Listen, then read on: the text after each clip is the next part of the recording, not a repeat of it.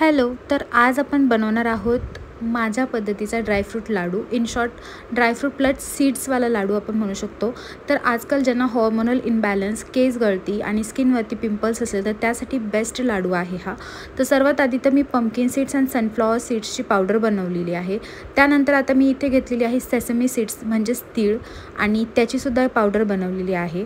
त्यानंतर the next part is की मी खूप सारे ड्रायफ्रूट्स घेतले. तर यामध्ये तुम्ही बघू शकता मी घेतलेला आहे काजू, बदाम, मनुका, पिस्ता, अक्रोड आणि डेट्स म्हणजेच खजूर. तर सर्वात आधी काय करायचं आहे की तुपामध्ये ना हर एक ड्रायफ्रूट्स हा फ्राय करून घ्यायचा, म्हणजे तळून घ्यायचा इन शॉर्ट. तर माझं हे घरगुती तूप आहे. तर सर्वात आधी तर मी घेतलेला आहे काजू, बदाम, पिस्ता, अक्रोड हे एकदम खरपूस भाजायचे, लो फ्लेमवरती करायचे.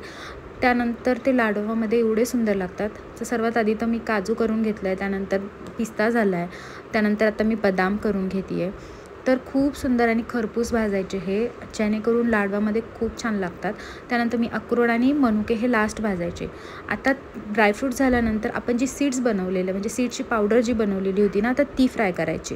तर ही पण परत तुपातच फ्राय करायची. तर ह्या दोन्ही पावडर मी एकत्र केल्यात आणि ही पावडर आता मी फ्राय करून घेते. व्यवस्थित फ्राय करायची, एकदम लो फ्लेमवरती फ्राय करायची, कारण जर तुम्ही हाय फ्लेमवरती केली तर ती लवकर जळते. तर एकदम लो फ्लेमवरती करायची आहे आणि ही करून झाल्यानंतर काढून घ्यायची.